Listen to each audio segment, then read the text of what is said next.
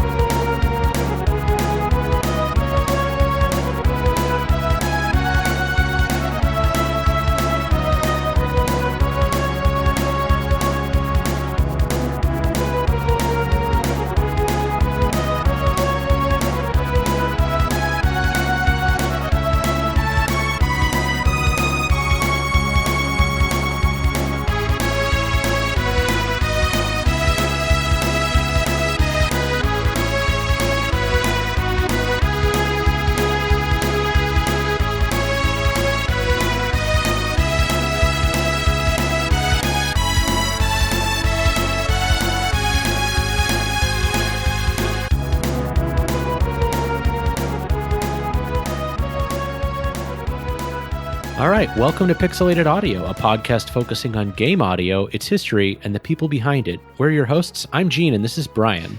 How's it going? Today we are going to be playing music and talking about a game called Treasure Conflix that was released for the Super Famicom Satellaview, or the broadcast system. And that track that brought us in was the title theme composed by Junya Nakano. Yeah, and that's Treasure Conflix with an X, because, you know, it's the 90s. You got to be extreme.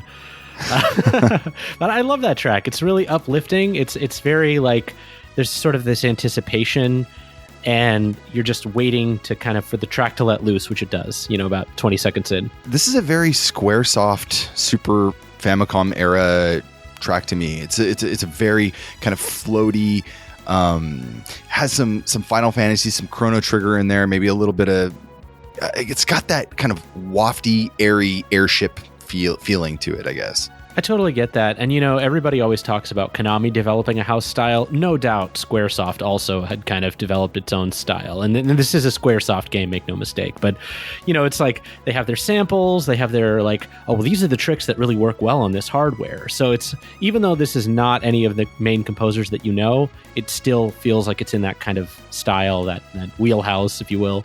Exactly. And I got to say, you know, the track is really nice. I love this kind of music out of the Super Famicom. Those just nice kind of trumpety sounds just always makes me feel like the horn section on the Super Nintendo, that the samples that they use are always so clean.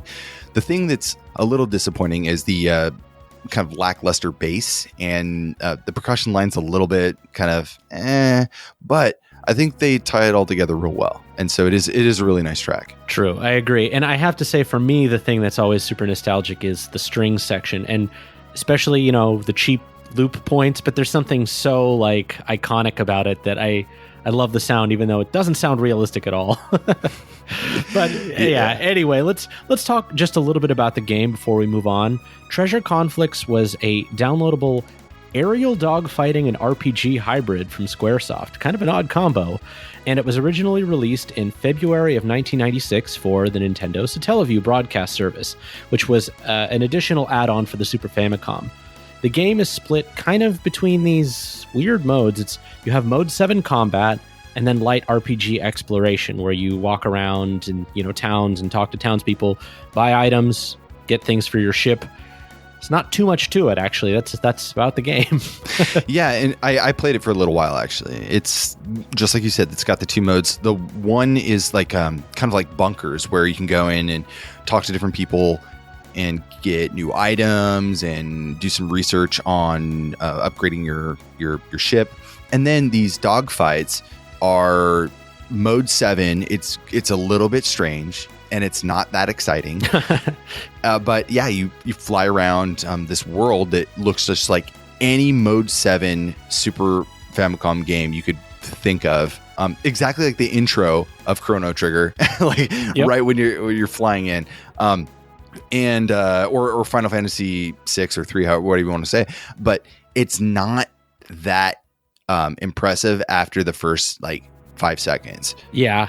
But again, it is a download game, so I give them a little bit of credit there. It seems pretty massive. Sure. And we'll talk a little bit more about the gameplay later on in the episode, but we've pretty much talked about all there is to it. It's a very short game. Like, we've been on this kick not only about talking about short games, but weird short downloadable games. We're going to ride this high for a little while, I think. Let's get into our next track here. This is the introduction, and this was composed by Junya Nakano for Treasure Conflix.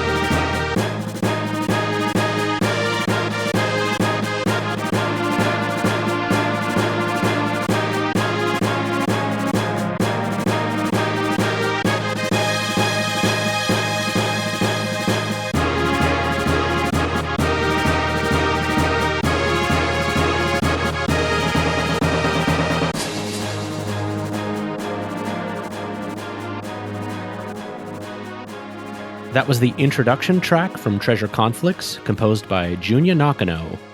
I think this plays during the opening credits, or the opening storyline, where you can see what's actually happening in the world that you're in. It reminds me a lot of Waterworld, except that you're on the land. And so, anyways, but the track's really nice. It's got that really nice kind of trumpety, regal sound, a little bit like a march. The snare in there is very like a marching band. It sounds really nice. I like this track. It does feel very Squaresoft airshippy again, but again, that's the game, so it fits. Yeah, and we do have some other tracks that are a little bit different from this, but I have to say, like, one of the things that I think is really the goal of all music is to generate some kind of response. And it doesn't have to be a super complicated one. And this track put a smile on my face. It really was a very enjoyable track. Absolutely. Yeah. Absolutely. I really like this. Like, it's not action packed. It's not meant to, I think, like, bring all these emotions of joy and happiness. And it's just like this nice kind of like, it sets the scene, and I think that's just as important as any other very like melody driven track that we would listen to. Exactly, and it's got a little bit of like a military vibe, with the percussion and the horns and things. But sure. I actually didn't watch the intro much. I mean, I couldn't read any of it, so I don't know if you have any insight into what the story was for what. I skipped through most of it, to be honest. So that's fine. I would just be able to tell you pieces, and it would probably be wrong. The thing is, though, that if you're listening to our show, you're familiar with Squaresoft. I can't say that now because I have actually gotten contacted by a few younger listeners who know Squaresoft, mostly the newer stuff they've done. Mm-hmm. But Squaresoft and Square Enix, for the last 20 years has been one of the largest video game developers and publishers, responsible for some of the most iconic and well-known RPGs in the world, including Final Fantasy, Dragon Quest, Kingdom Hearts. And they publish all of these recent things like Tomb Raider and the Deus Ex games. And I think like Tomb Raider Go, like all these different IPs they didn't normally have. And they've just been growing and growing. And they're just this massive entity now. But even before their merger, Square and Enix, Squaresoft was already relatively well known for games like Chrono Trigger, Secret Mana, and Final Fantasy. Yeah, and it's funny that you mentioned that. Like, I didn't realize that you've already got younger listeners that maybe don't remember a time when Squaresoft was kind of its own entity. I guess it really has been that long. It's been a long time, and you know, like people know Chrono Trigger now, like because the retro invasion, I guess, is back. You know, is kind of like popping back up. So they see Chrono Trigger and Secret of Mana and Final Fantasy that I just mentioned, but they associate that with Square Enix, where there was that period, even as early as like the NES and stuff, that the company was making games before Enix was even in the picture, and Enix had their own thing too, you know. So exactly, now they're together. So Final Fantasy and Dragon Quest live together under one roof. But I wanted to kind of bring up a little bit about what sort of led to this game and something that was going on around this time. So it's funny because even before all of this, you know, Square had all these really successful games that we mentioned. And there's this really kind of experimental period that people are pretty familiar with towards the mid to late 90s. Einhander, Parasite Eve, Brave Fencer Musashi, Air Guys, The Bouncer. Everybody's like, oh my God, Squaresoft's trying all these new genres. And they were only able to do that because of their successes. But this is this really interesting period that a lot of people don't really know about, especially outside of Japan. The Satellaview, like they released 4 separate games for it. And they were only ever released in Japan. They never got released for any other platform. They're all exclusives. They're not like ports or remakes. And there's this one they called Dynamotracer. It's a sci-fi adventure game. Koi Wa Balance, which is a board game about love and relationships, which is kind of odd. There's probably one of the most well-known Satellaview games, Radical Dreamers. For those of you who knowingly smiled at that, it's the basis of Chrono Cross. The story in that, it was kind of a text adventure, which was eventually turned into the game that became Chrono Cross. We probably could have done a show on that, but all the music is basically in that game, and it sounds much right. better, so there's really no point in us doing it. Right. And then there was this game, Treasure Conflix, which is maybe not as well known as the others, but it still has some pretty good music, so that's why we wanted to talk about it. Yeah, and it's probably a pretty good game. You know, like I wasn't really into the action stuff too much, which is odd because, you know, that seems like it would be where you'd want to, you know, go out and battle, but it was kind of like the most boring aspect. Talking and moving around in these like little bunker kind of things was actually pretty cool. Really fast, going back to Einhander, Parasite Eve, Brave Fencer Musashi, these were like all pretty stellar games. Like Einhander was just an amazing shooter. Parasite Eve, I mean, like, it's a fantastic game that we remember now. Brave Fencer Musashi, I don't know if a lot of people played the game, but it is one of my favorite action RPGs of all time. It was the most, I don't know how well it holds up today. I haven't played it in a while, but the game is so adorable, but it also has like all these really funny, like comedical points that you don't normally see in an RPG, a JRPG that takes place in like even the town that you go to is called All You Can Eat Village or something like that. It's really funny. Oh yeah, from like 95 to 2000, Square was basically at the top of their game. I mean, like Squaresoft as a single company.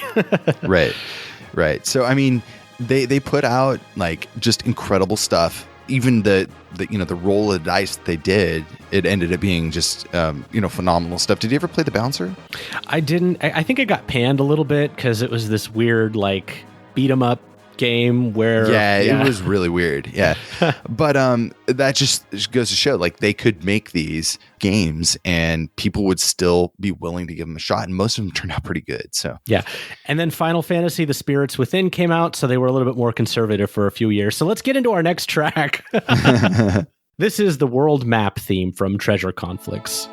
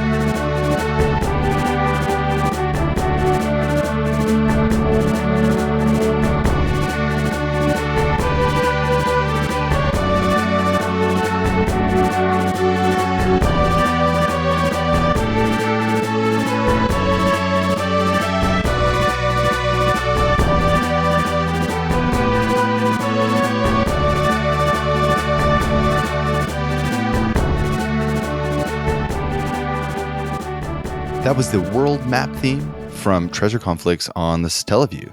I don't have too much to say about this one, to be honest. This is Neither already the third track we've listened to that's like that airshipy music. I promise there's other stuff coming up. Yeah, it's a little sleepy, but it's all right. It's all right. Let's get to our next track. Let's just jump right in. This is the Battlefield, so we'll be right back.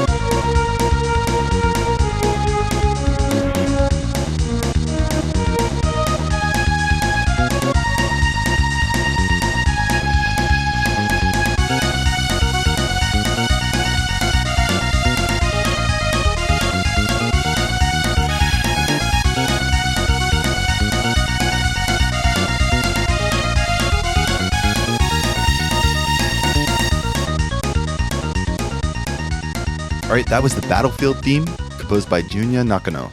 All right, we're starting to get something a little bit different here. Yeah, we can wake up finally. Yeah, it's like a lightweight Chrono Trigger battle theme, a little bit. It's a cool track. It is. It's cool. It's got a lot of action, a lot of movement.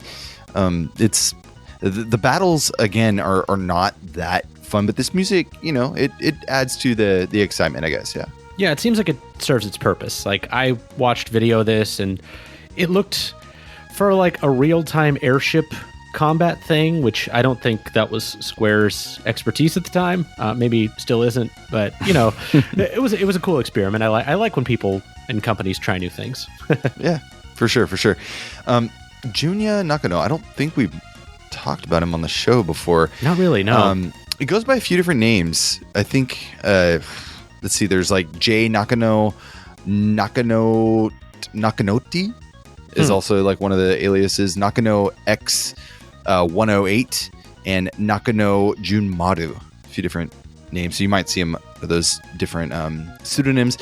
Anyways, he's a composer that started working on games in 1992, and he's done arrangements and compositions primarily on the piano and organ. And his first game projects were as co-composer for Konami's X-Men and Asterix in the arcade. After that, he worked at Square from 1995 to 2009 and worked on a number of games. And although he typically collaborates with other composers, he wrote the music for Threads of Fate or Dew Prism for the PS1 and Final Fantasy IV the after years. Yeah, and you'll notice he was there through the merger, 95 to 2009. So he was there from Square to Square Enix. So right. And he was actually a freelance composer for a long time. And then I think ended up working at Square around 95. And then he was there until 2000. Actually, 2010, I think he went back to freelance. So that makes a lot of sense. Yeah, that makes sense. And we mentioned that he primarily worked as a co-composer. Some of the other games he's worked on with others include Mystic Warriors, the first Tobal game, and Final Fantasy IV DS, the 3D remake with Kenichiro Fukui, who we talked about a little bit on the, what was it?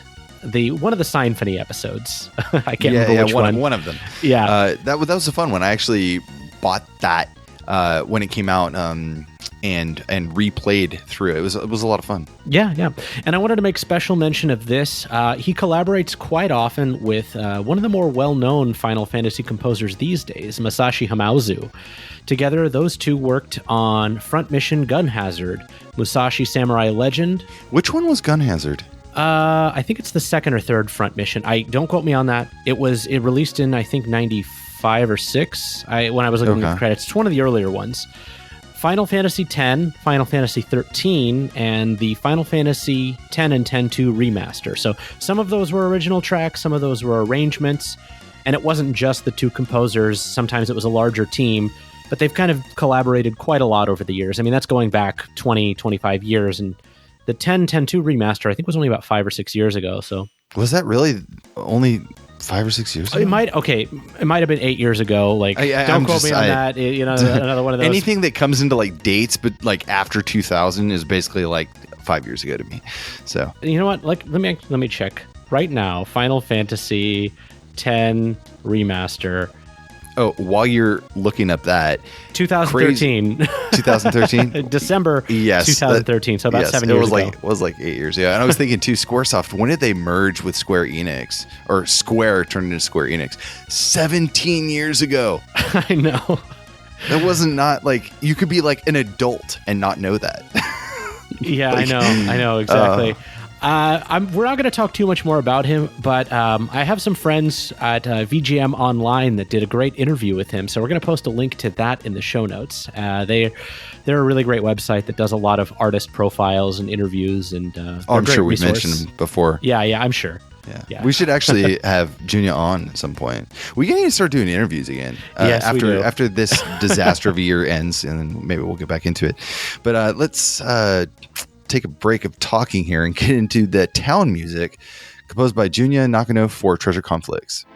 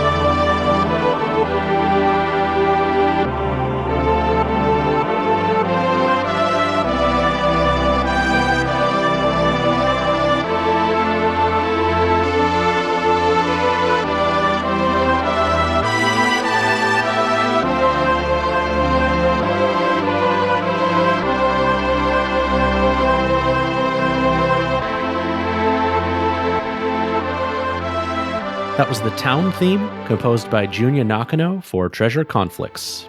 Yeah, this is a nice track. It's strange to me because a lot of these action sequences are over in, a few minutes, but then you get into the town and stuff, and it's really like drops that energy level right back down. And it's nice. It's kind of like a nice juxtaposition to this frantic battle that happened only moments ago, so it kind of gets you back into this nice kind of mellow state. Yeah, it's a nice breather. And one thing I sort of picked up on is there's a very choral quality to the arrangements. Like the chords change very slowly, and it does have a very churchy kind of sound to it. It does, yeah. It reminds me of some of the more sad town themes from Breath of Fire and some of those games, which are a little bit more on the traditional classical composition and arrangement. But I really like it. So this is part of Square's Treasure Trilogy, released in 1996, Treasure Conflix, Treasure of the Rudras, and Treasure Hunter G. I'm just kidding. None of those have anything to do with each other. But for some reason, In like January and February of 96, they released 3 games with no relation to each other, all with Treasure in the title. I have no clue what they were thinking. It's like all the project teams got together to present to the CEO, and they're like all wearing the same dress kind of thing. I feel like somebody got a brief from the CEO, and it says like, we want a game about like treasure, about discovery. Something about like discovery and like Indiana Jones and yeah, get back to us. Yeah. All right, guys, we got to have treasure in the name somehow. Does it have to do with treasure? No, but just get it in the name. Exactly. And we actually covered Treasure Hunter G on episode 35 way back. I remember. Yeah, it was a great soundtrack. That. Yeah. It does have a great soundtrack. It's a really fun game too. Unfortunately, as of this recording, there aren't any fan translations. So if you wanted to play this in English, you're a little bit out of luck, but don't feel so bad because it's not like this is some rare lost Square classic. You can beat it in about 90 minutes if you know what you're doing. There's maybe an interesting story there. I didn't really give it enough time to go through, but I can't imagine that, people are just waiting for this translation. So no, I think the theme that we've kind of found with a lot of these weird download services. There's a reason why it hasn't been fan, subbed yet or whatever, fan translated yet, because it's just not, there's not a lot of desire. No, for sure. I mean, it's an interesting idea. Absolutely. But like as a game, Square has released the vast majority of their games in English at this point. So why play this weird broadcast satellite only game that's 90 minutes long? Like now I'm kind of thinking I should do a ROM hack of this with the just play through it and I'll read along. just make it an audiobook and we'll call it a day. Let's get to our next track here. This is from the Auction House. This is called Auction.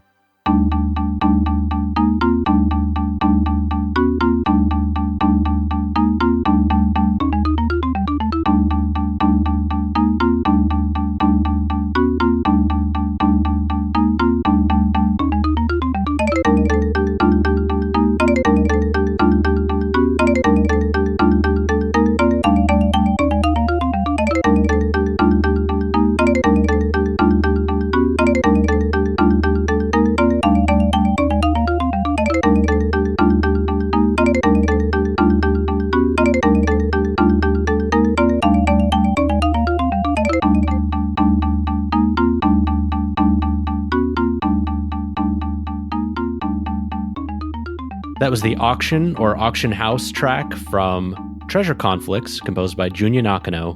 What was that? No idea. I wanted to bring it up because this weird, eerie track, which doesn't even make sense for an auction house to begin with. Like some pretty cool stereo stuff going on though. Yeah, it sounds like they were rating the Seiken Densetsu 3 sound patches for that one though. There's a lot to not like there, but there was some interesting ear stuff going on. So I give it that. I appreciate it. Not a huge fan. It didn't really hit any of the I like this marks. So moving on. Exactly. Moving on. Doom Triangle, composed by Junya Nakano for Treasure Conflix.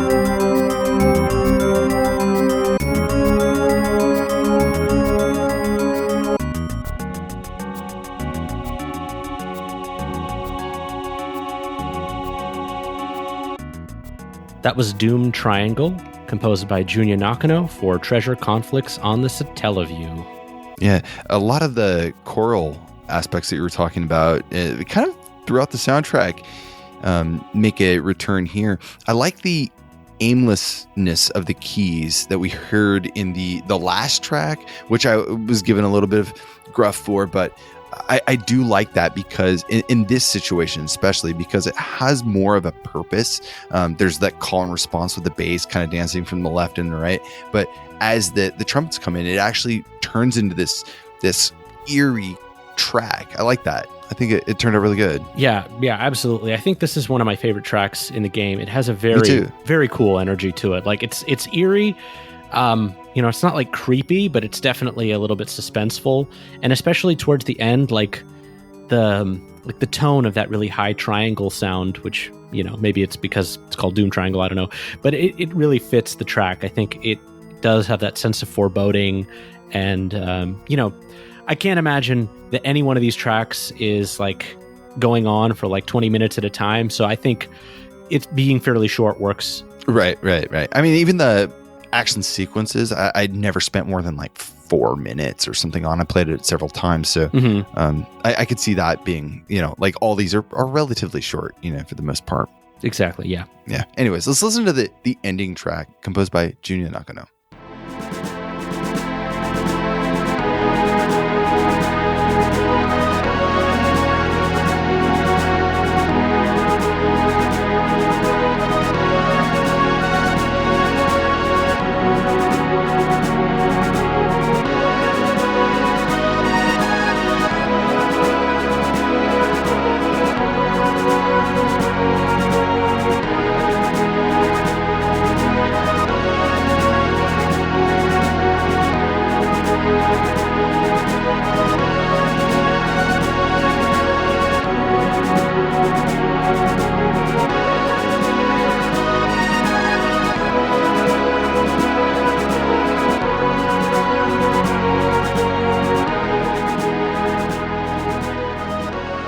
That was the ending for Treasure Conflix, composed by Junya Nakano, and your reward for beating the final boss. It was a good ending track. It was a little bit left to be desired. I think it's just a little bit short before it loops there.